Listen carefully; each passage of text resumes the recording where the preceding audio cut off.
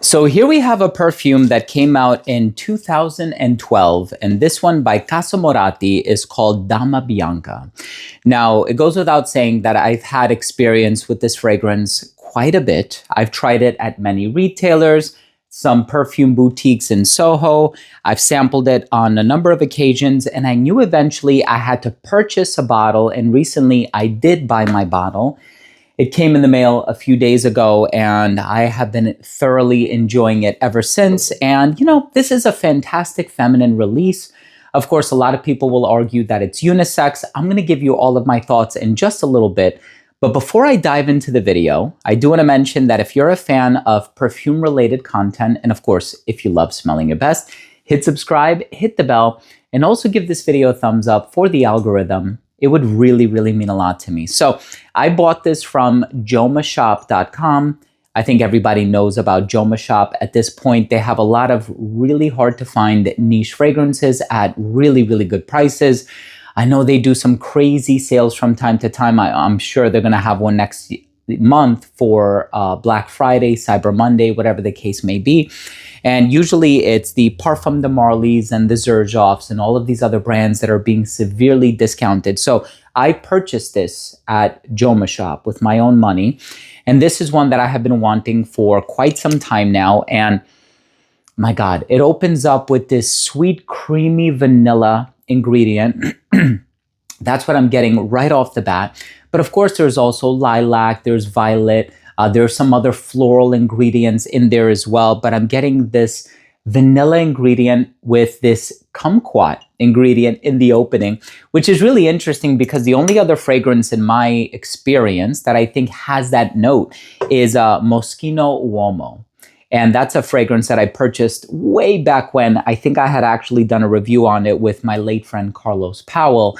And it's actually a great fragrance. And I haven't worn it in a few years because I think I misplaced my bottle. I'm going to need to look for it again. But that is a great fragrance. The tartness of that fruity note in the opening, and it almost comes across a little syrupy as well. And in this fragrance, I would say it also certainly has that effect. This fragrance does come across a little syrupy, a little sweet, but in the best way possible. Interestingly enough, I was looking up online on an online fragrance forum/directory, and people have the ability to leave reviews. And a lot of people were kind of in love with this fragrance, but then there was also a lot of people who were not so in love with this fragrance, which was kind of a surprise for me to see and read, I should say, because a lot of people felt like it was too strong. A lot of people felt like, wasn't the vanilla that they were expecting. A lot of people felt like it wasn't living up to the hype. And all I can say is this is an absolutely beautiful fragrance. I think when you go into exploring a certain fragrance or house or brand or whatever the case may be with a particular expectation, then, it does leave the potential of being let down. I don't think there's anything about this that would let anybody down, if I'm being honest with you. I love this one.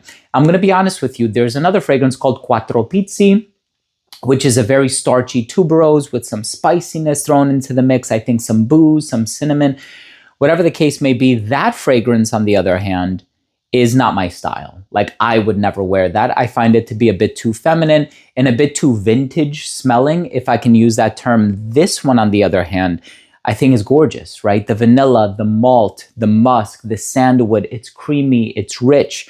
You have that kumquat note in the opening, a hint of citrus. You have those diffusive florals, the lilac, the violet.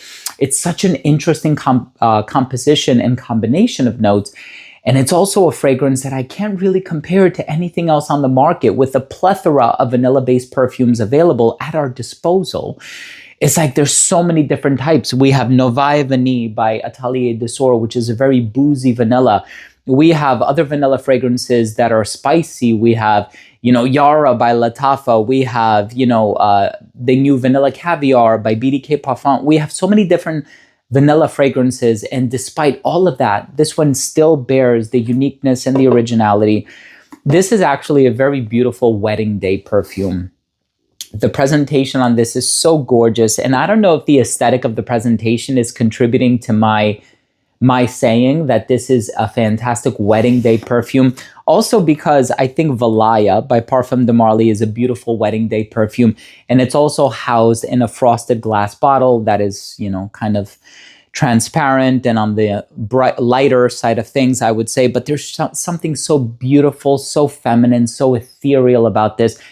But despite that inherent femininity, there's still something about this that I would wear as well. So look, Joma Shop has this. I purchased my bottle from Joma Shop. I'm going to drop a link down below. It is not an affiliate link. I'm not making any commission whatsoever. I just want to let you know legitimately and sincerely where I purchased my bottle with my own money. So if you're looking to get it for a good price as well, you may do so. And I think there's also something on their website where if you sign up to their mailing list, you get like 10% off or something like that. Just navigate the website. You'll be able to find it for yourself and you'll know what I'm talking about. Longevity on this fragrance is about 10 hours on skin, so it's very, very good. Projection on this fragrance well beyond an arm's length for the first hour and a half to application. It became an elbow's length scent right around hour 5 or 6, a skin scent right around hour 9 or 10, depending on your skin chemistry. This is an all seasons fragrance. I think because of the vanilla, there's going to be a lot of people who will prefer to wear this one in the fall and winter. So the colder months of the year, it's a tad feminine leaning, but ultimately unisex because it contains a lot of androgynous notes. Vanilla, kumquat, musk, sandalwood, malt. A lot of those ingredients are quite unisex, and the presentation on this is absolutely gorgeous. Really sturdy box, and I just love the graphic on it as well. I think it's so beautiful. My final verdict on this fragrance is it's one of my favorite women's perfumes of all time. I'm so happy I pulled the trigger and I purchased a bottle, and I'm so happy to have this one in my collection at the moment. But I must ask, what are your thoughts on Dama Bianca by Casamorati, which is under the Xerjoff umbrella?